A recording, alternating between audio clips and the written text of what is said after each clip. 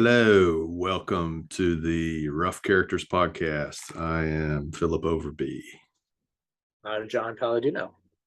and today we are here talking about games. As you can see behind me, I always forget which I th- do the same thing. I'll, thumb I'll is hold correct. something up off camera because I'll be too far to one side. We're going to be talking about game mechanics. So it can be board games, video games, tabletop games, any kind of game mechanics we enjoy.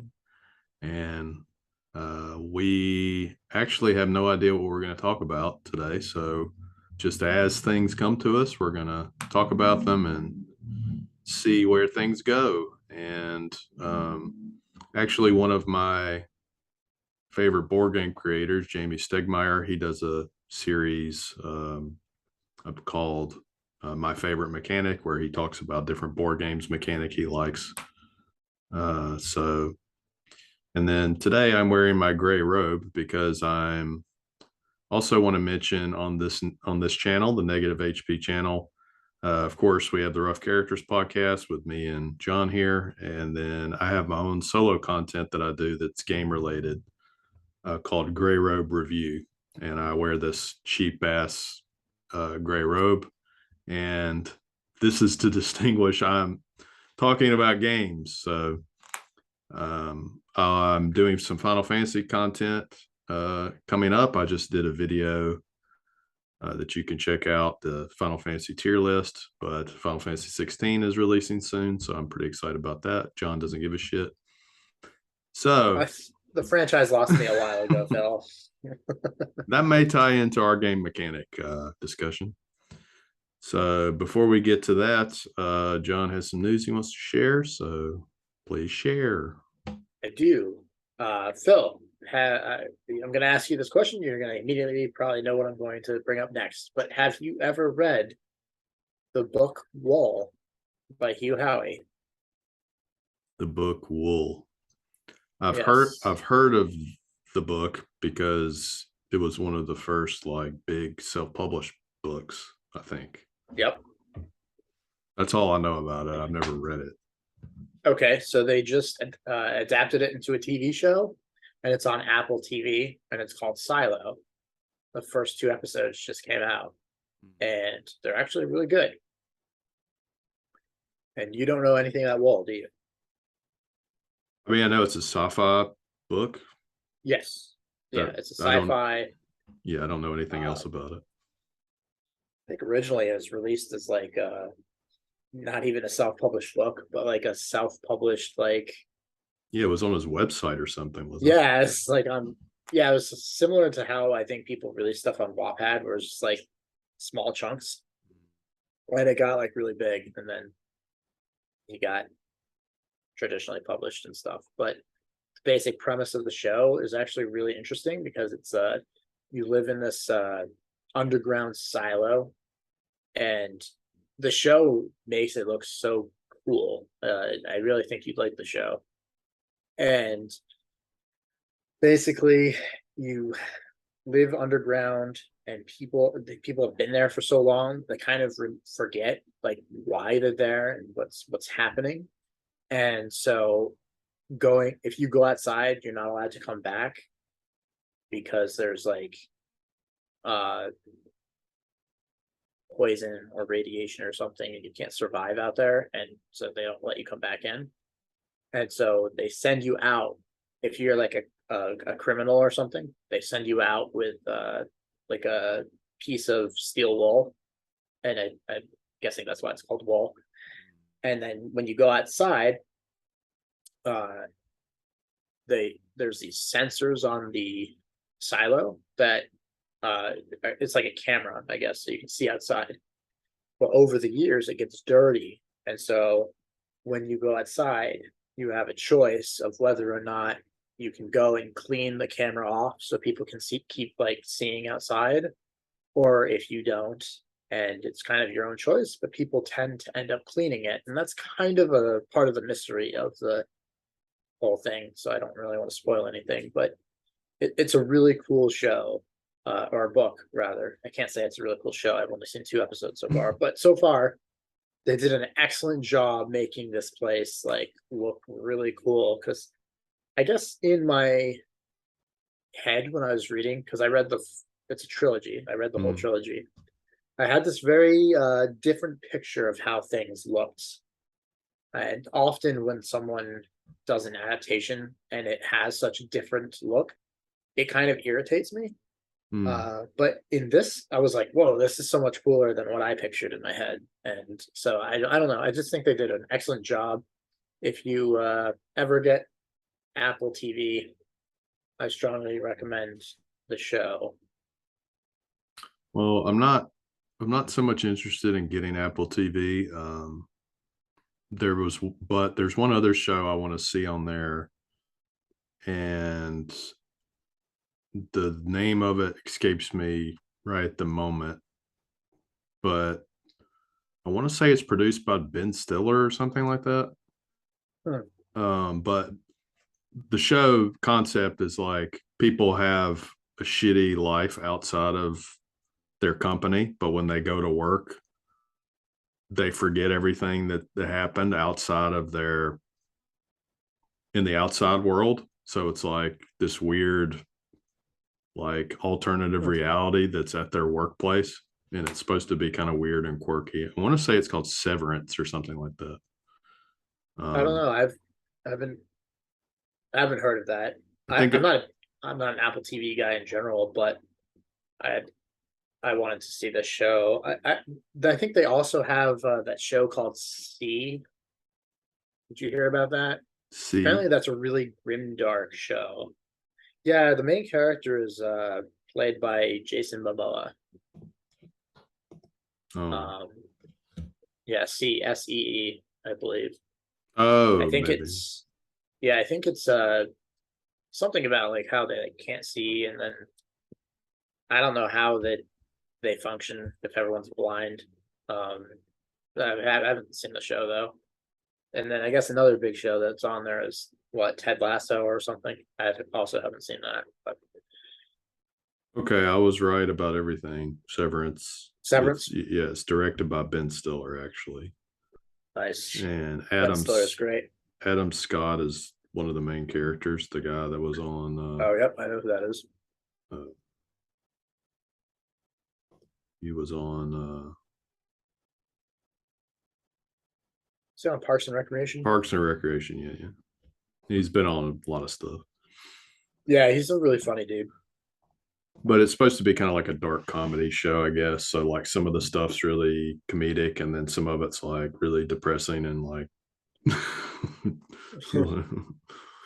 But yeah, I'm kind of vaguely interested in some Apple TV stuff, but right now I'm just pretty much Netflix, and I have Mhm. HBO, and I feel like I should like watch old stuff, but just recently I'm just like, just watch my usual Netflix stuff I I have watch. HBO, and now that you said that, I'm like, shit, I should really cancel that because I haven't touched HBO since House of Last the of Dragon Us. ended. What about Last Or of no, Us? sorry, Yeah. Last of Us, yeah. And even then, I Mm. was a little disappointed with that, but that's oh well. All right. Well, let's get into the main topic here, game mechanics. So I'm gonna start off with something that kind of pulled me more into board games themselves. And it's not necessarily board game. I guess it's more of a card mechanic. And recently, this mechanic has been introduced into more and more like video games also. Slay the Spire is probably the most famous one that uses this, but the deck building mechanics. So basically, the idea of deck building is you have a deck of cards you start out with, and then they have, kind of minor abilities usually. And then as you go through a game, you're using the cards to purchase new, stronger cards, and you cycle those into your deck.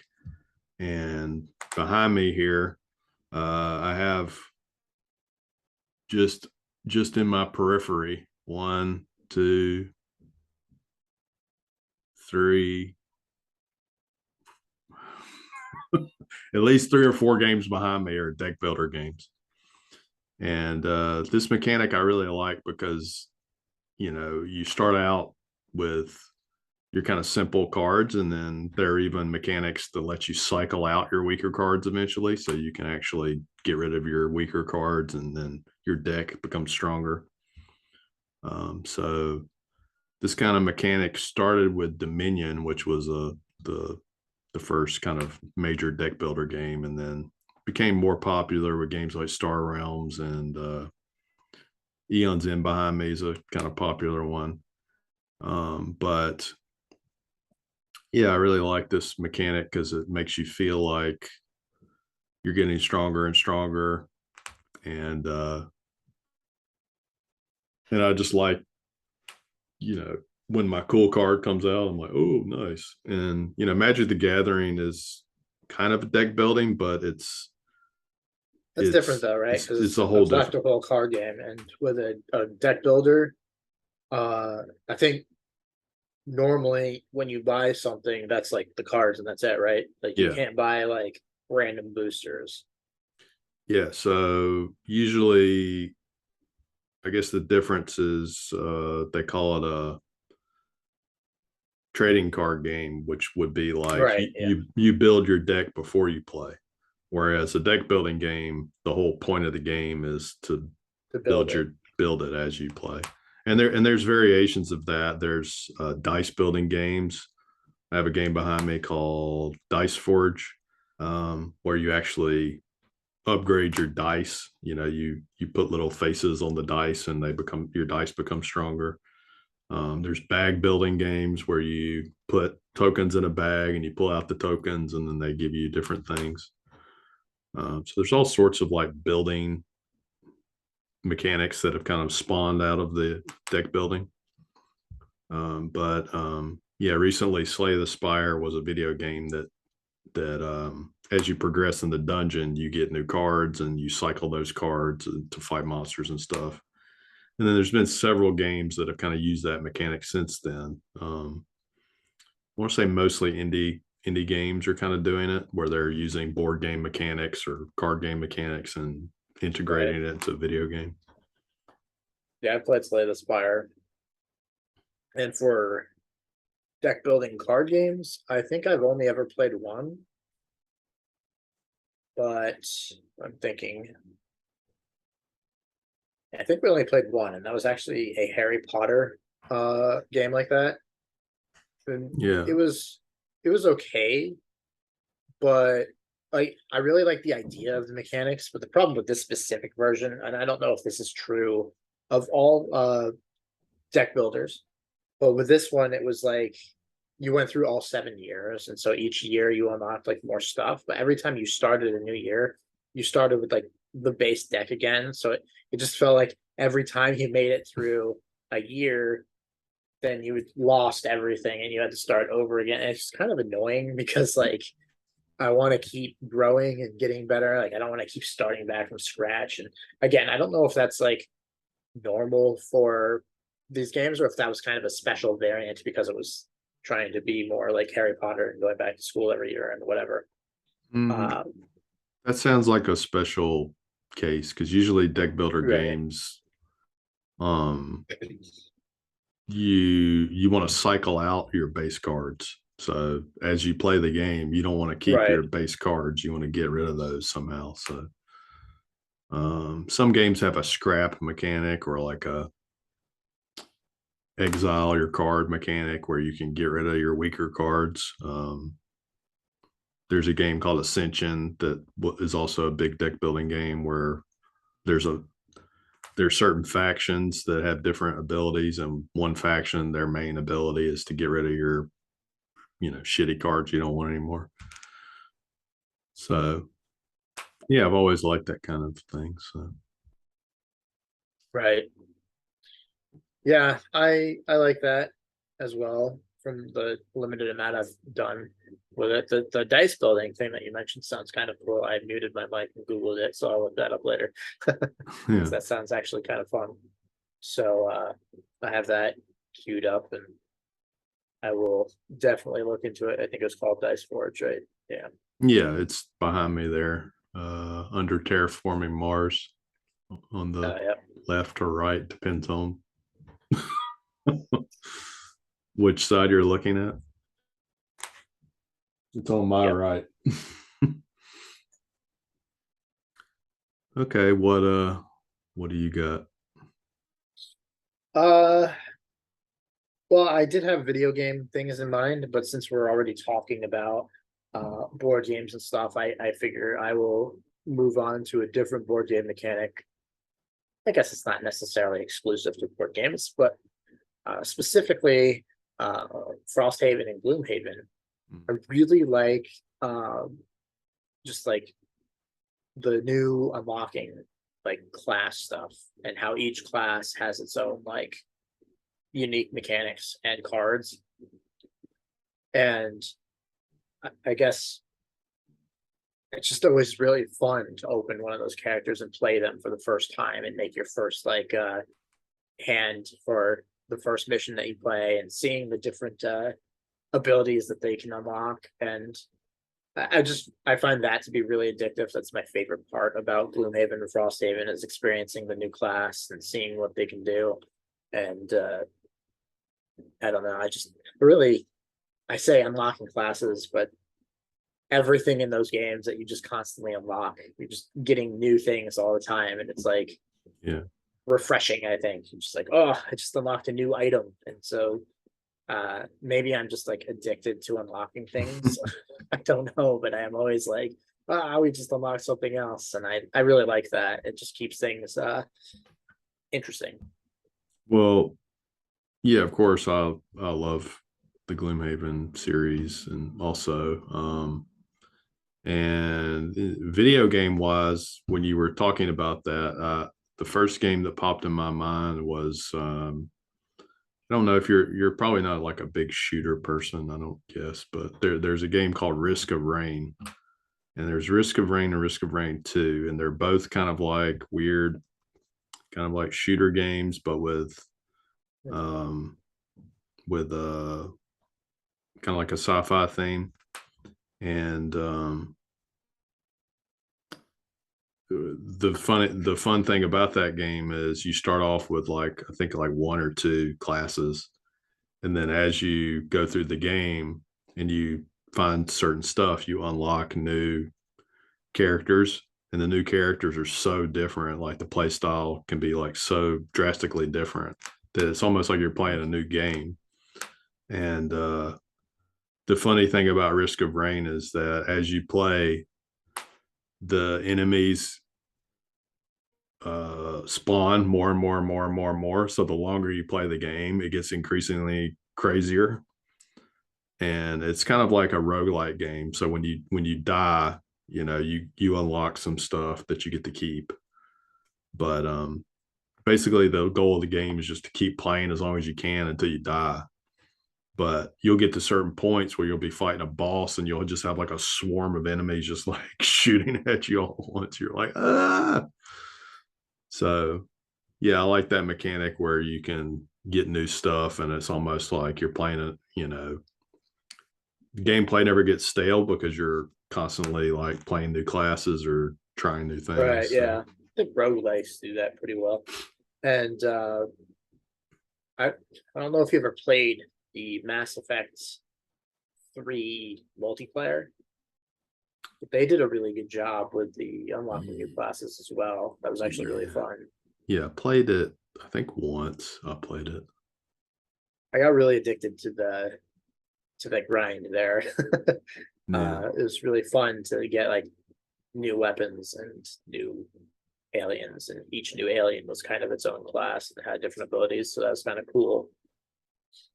Well, this isn't necessarily unlocking, I don't guess, but one thing I liked about like Destiny or even like Cyberpunk uh, recently is like as you go through the game and you get new guns, and Borderlands kind of does this also, like the guns you get Yeah. more and more upgraded, and like cooler looking and like can do like the cyberpunk game. I really like the tech weapons where you would shoot and it would just like and it would like find the Yeah. find the target. Yep. Those were cool. And I think Diablo also does really good with like uh upgraded like loot as you go. Uh and hopefully Starfield. Hopefully. I hope that game is similar with their like upgraded loot and guns as like Borderlands or the other game that you mentioned that I already forgot. Destiny. Destiny, that's right. But yeah, Borderlands does a really good job of that. Yeah, like I mean, just getting stronger in a game as you go is just always fun, and then to change your whole play style by like getting a new weapon or getting a new class. That's my Like, favorite thing about Diablo is that like they have the sets that like alter your abilities, and so like when you get like a new legendary item or something, it like changes how you play your character. I think that's a really cool mechanic in games. yeah, there's a I'm always a big this is kind of leading into maybe a new mechanic, but it's a little similar. But I've always liked skill trees in games Oh yeah, where even board games they'll have tech trees. I've always liked that where you can like a game like that has like Gaia Project I have somewhere back there. It's like a sci-fi game, but as you progress through the game, you have these 5 different tech scales, and then as you upgrade your tech, you can expand further into the galaxy, or you can build things more easily on different planets. You can terraform more easily. So huh. I've always liked tech trees or skill trees in games, like in the Elder Scrolls game with the skill trees, and you can kind of upgrade your character according to the skill tree. Yeah.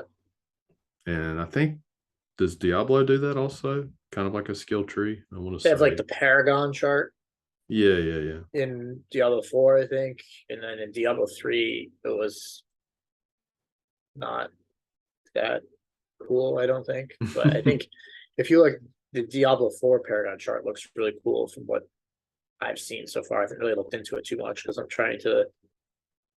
I don't know if I'm really into a game. I don't want to know much about it because I just want to experience more of it myself. So I don't really like research it too much. I don't look at too much. So I saw the Paragon chart and it's really huge, but I didn't actually care about learning more about it because I just kind of want to jump in and see how it is.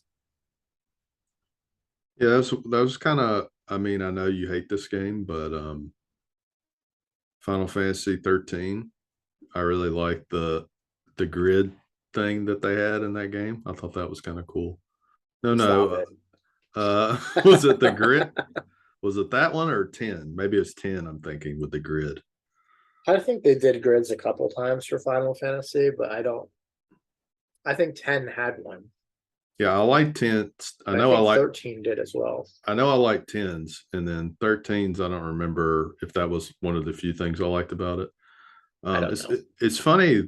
Recently, I'm seeing lots of people. I mean, this is kind of off tangent, but I'm seeing lots of people like going back and being like, you know what? I kind of hated 13, but I went back and played it recently, and I kind of like it more now. And I'm like, Wow. I don't think that could happen for me. and people are like, oh, I don't know what it was. It's not as bad as people made it out to be, and it's like, Yeah.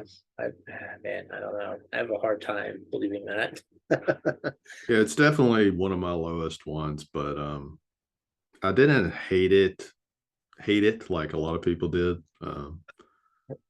It's the Final Fantasy that made me stop playing Final Fantasy games. Yeah, I haven't got to that point yet. I know, I know. I'm a hardcore do or die till the I end. used to be. I used to be. And then they went to action RPG and I quit. So here's Um, another. okay, Oh, go go ahead. ahead. Oh, I was just going to No, mention another mechanic that I like, but that's well, Well, I was just gonna say that could be another mechanic, What? Oh, action RPG. action RPG. Yeah, true. That's a mechanic I can't stand. Yeah. For the most part, I just I like the strategy RPGs. I don't like mashing one button over and over and again to attack. It gets but really boring to me. but you do like Diablo, Stop it, Phil. which Don't. I is don't need this. I don't need this. I which I can't explain is it. Okay, stop. It's a top down. It's different. It's not different. I like you're to. not mashing, you're I clicking. Click, click, click, click, click. I know, but the loot is so fun that it's fine. It's different. It's a computer game, despite the Mm, fact that it's on consoles now. It will always be a computer game. Uh, but another mechanic that I really like, Suikoden, however you yeah. pronounce that name. I love a game. Actually, maybe a better example of this might be Neverwinter Nights. Did you ever play Neverwinter Nights? I think we talked about this before, and then I played. We might have. Yeah, I played it a bit, but I never really got into it like some of the other ones, like Baldur's Gate 2 and Icewind Yeah. Dale. I got really into. So with Suikoden, I really like the 108 heroes that you can like recruit. So you just have like a massive fuck ton of people that you can like talk to and recruit and upgrade, like kind of start building a base type thing. In Yeah, Neverwinter Nights, you only have maybe like 10 people to recruit. I can't remember, which is still a significant amount. And then also you can have like a big build base building mechanic. And I just love both of those things. I love recruiting a lot of people and finding who to recruit and like playing around with different characters and forming my party of like these are my favorites and even doing things like maybe one of those people that you recruit isn't a combat person but like a merchant. I love that shit. And then you go back to your base and upgrade things. And if a game has one or both of those, I love it. Like I just love both of those. I love all the base building mechanics yeah. and I don't know. There's a couple of games that kind of popped in my head, like that did that recently that I liked, like Triangle Strategy. Kind of had a good amount of characters you could pick. Didn't have so much the base building thing, but there you did unlock like And each new. character was so unique. Yeah, you did unlock new like shops, I guess, or A services. couple, yeah, yeah, Yeah, yeah. something like that. Yeah, and then that that goes back to the previous thing. Like when you unlocked like new characters, they all were very unique and played differently. So, um, yeah, that's one thing. Again, you may shit on this, but there's another thing I liked about Final Fantasy X was that you had your whole group and you had the switching mechanic where you could switch in, your party members. Yeah, So, and this is the game I mentioned to you a few different times, Chained Echoes. Um, yeah.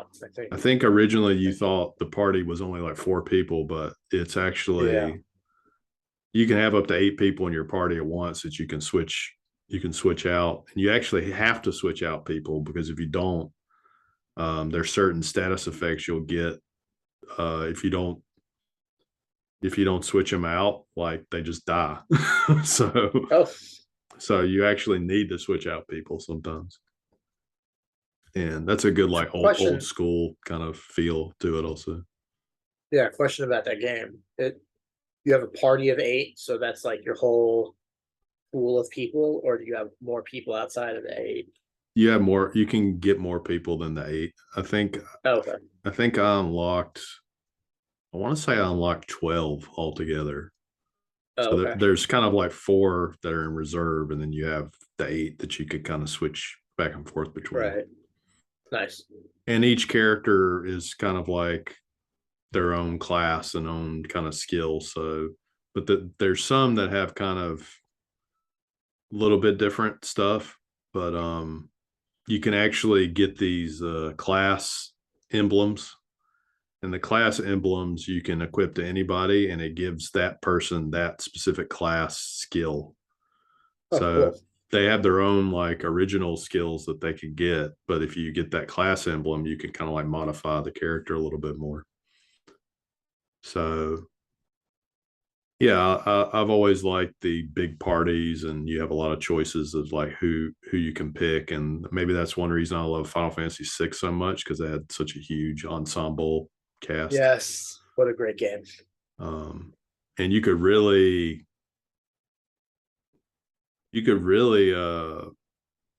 modify your characters however you wanted. So you could have people that like somebody like Locke, uh, who has the steel ability, but you could, if you equip certain espers with him, you can make him like a mega powerhouse magic user or whatever. So just depend on how you built your characters. They all had their own special skill. Like Edgar had tool and tools, or Cian had the sword tech. So they all had that unique skill, but you could also customize them however you wanted with the different espers or whatever. Or what were they called? Right. Espers in that game? Dude, it's been so long, I don't fucking know. But Thanks. I just remember that game being so awesome. Except it was also really, really hard because every time you separated your, I know this is kind of off topic, but every time you separated your party, man, always feel like one of the sections would be like pretty easy because it's like strong characters or whatever, and then you have like this one section that has like just two really weak characters. Like, oh my god, how am I supposed to get through this? I remember that being a struggle, but I I really do like that game a lot, and like you said, the unique character abilities. I always really like that in a game too. I like it when you recruit a person, they just like feel unique.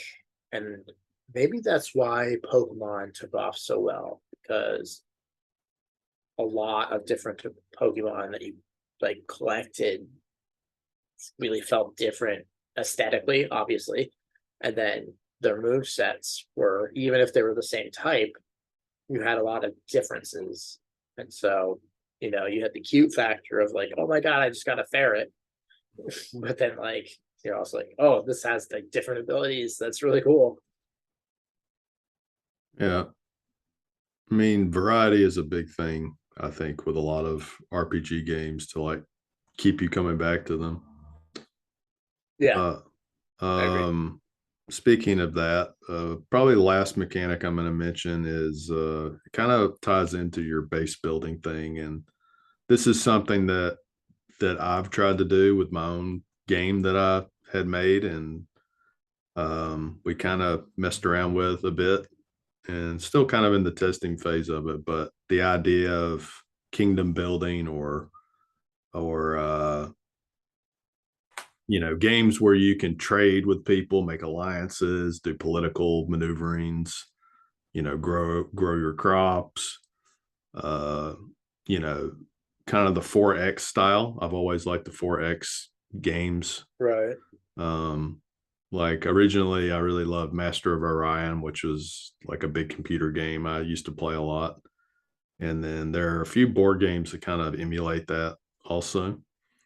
But one of the things I was trying to do with the game that I was making originally was I wanted like a tabletop RPG that was like a traditional tabletop RPG, but had all of the political stuff.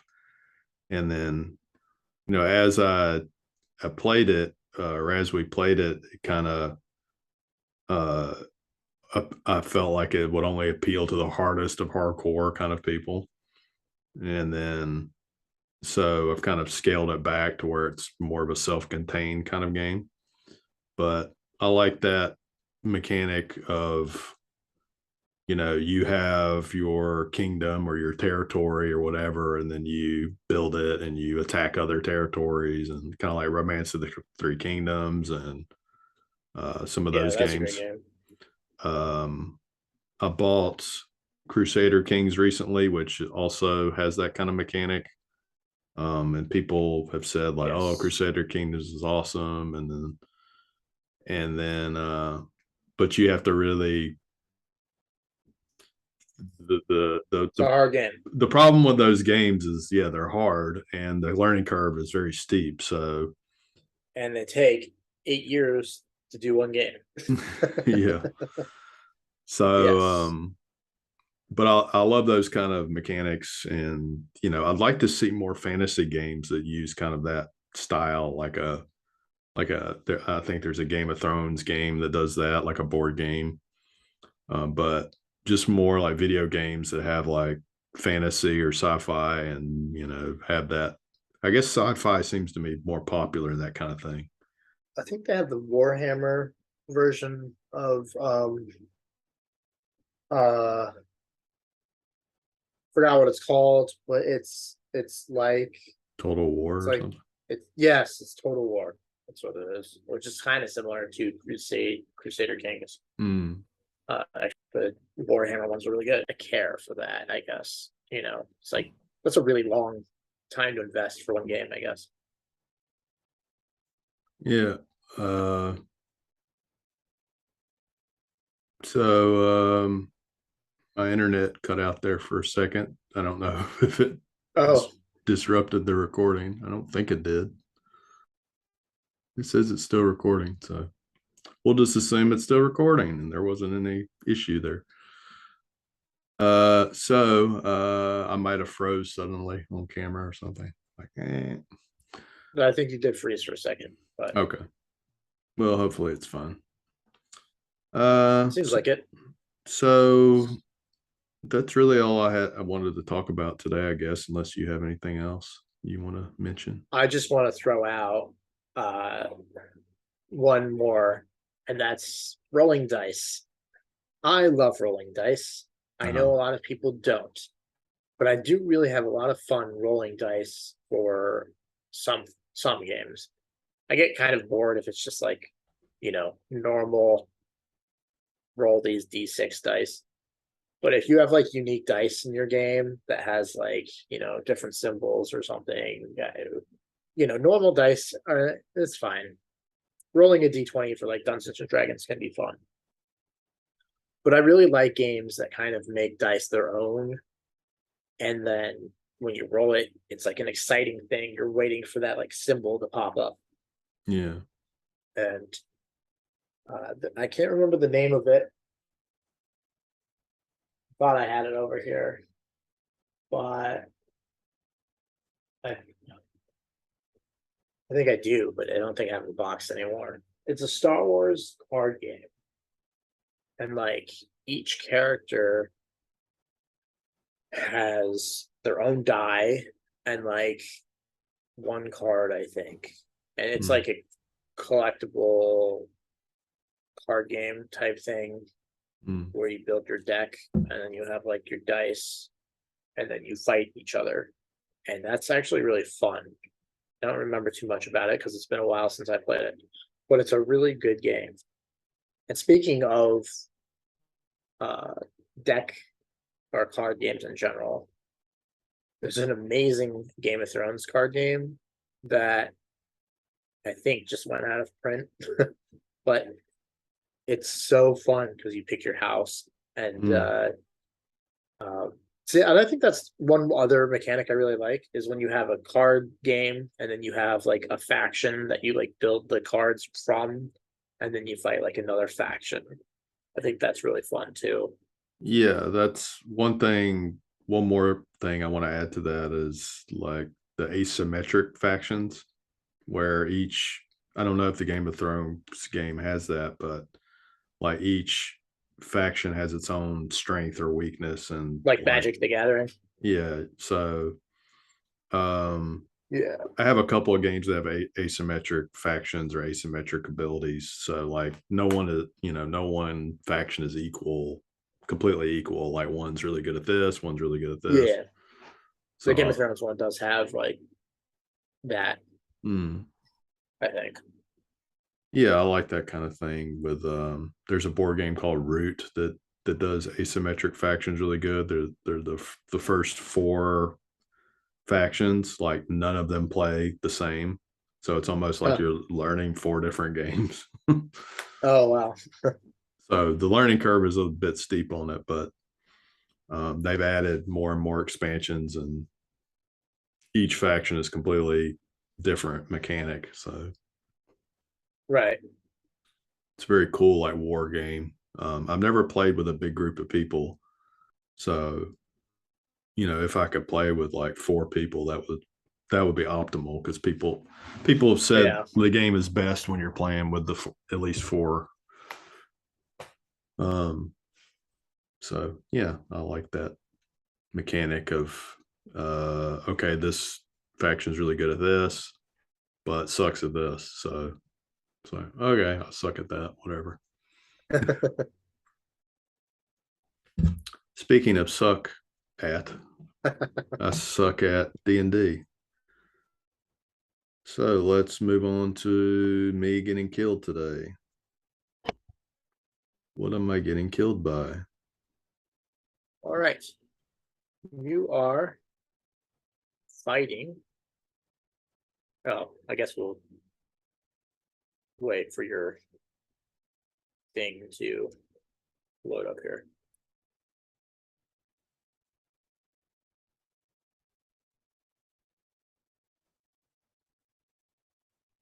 Maybe. Seems like we're lagging a little bit here. Yeah, I don't know what happened earlier. My internet, it was just like your internet's unstable suddenly. Might have to refresh the website. Okay, let's do that. Yeah, Roll20 is notorious for me anyway. I don't know why. Yeah, that's really weird. It'll just freeze up for what it might be, the browser I'm using. I don't know. What browser are you using? I use Chrome. What? That's like one of the best default options. I don't know why it would work. I use Chrome too, Mm. and I don't have any issues. Um, who knows? Maybe it's the Chrome in Japan is not so great.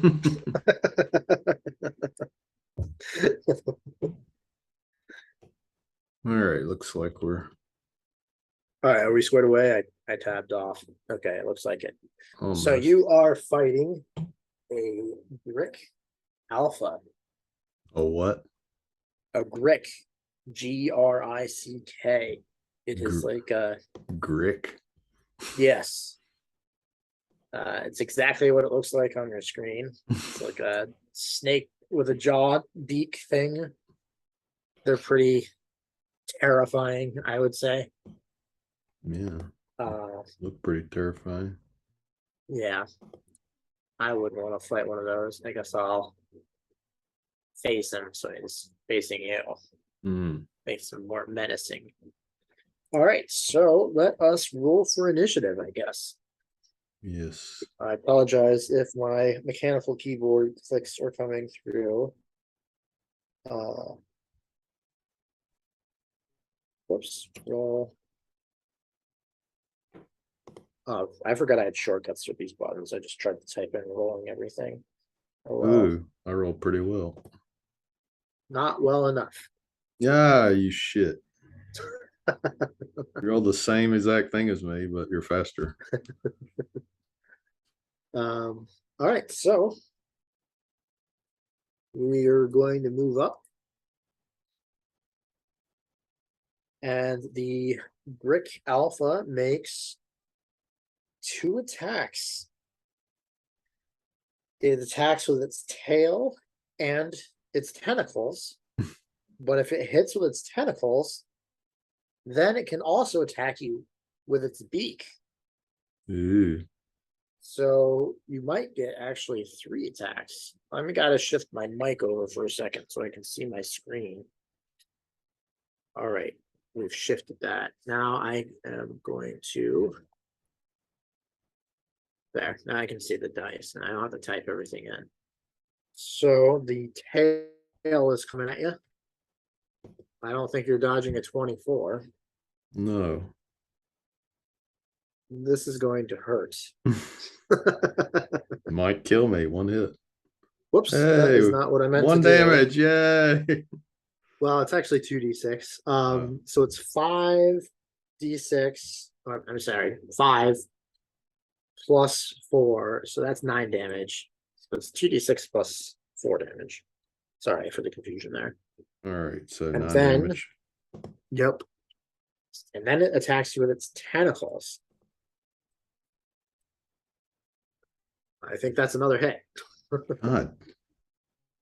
Plus And 7 with a this- fucking tentacle. I set my dice up wrong. That's why. I'll just manually type this in. It's easier. 4d8 plus 4, 17 damage. I'm dead. And then, oh, you are? Okay, well, it attacks with its beak too. I want to see what he gets. Exactly 17 I had left. Okay, so then let's see if he would outright kill you. I don't think he would, because I think you have to go into negatives based on. So 15 more damage. So you'd still be alive, because you have to go down to negative 26, I think, to die outright from a hit. But anyway, that was a fast fight. Yeah, thanks. That was actually not. I thought that was going to go longer than it did. It was No. only a challenge rating 7. I feel like you survived longer before against other 7s. Well, I think Okay, I think as a wizard though, like I'm not yeah. True. I'm not getting exponentially better really. Fair. That is a good point. I think my character is, but my character has such bad stats that exponentially better is still pretty shitty. Yeah. So you get one mundane item, which is on the chart. Do you want me to push it to you, or did you find it? You can roll it. Or you want me to roll it? Okay, let me go to the website. All right, so that was challenge rating 7. Yeah. And we generate, and you get a pair of candle clocks. I don't actually know what that is. Pair A of pair of candle clocks. What is a candle clock? I guess it's a clock that when the candle runs out, it's midnight or something. I don't know. Oh, maybe. Oh, dude, this looks really cool.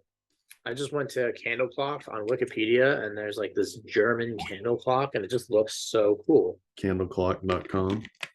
I'm going to send it to you on Facebook. Okay. Because it's a really cool.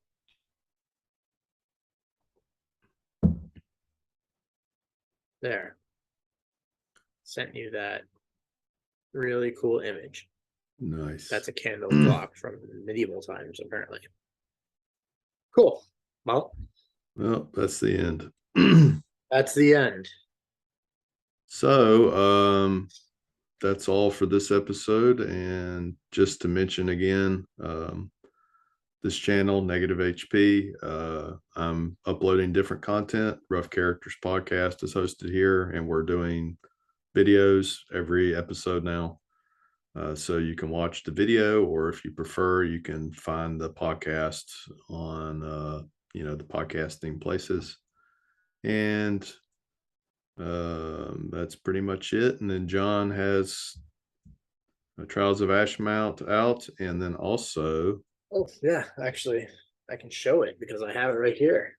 Oh, The second book, Buzzard's Ball. yeah, there you go. Yeah. That's up for pre-order. Comes out June 1st. All right. So by the time this episode comes out, it still won't be released yet, but you can pre-order it. Pre-order. It helps authors. It's true. It does. So until next time, thank you for watching, and go play some games with your buddies. Bye. Bye.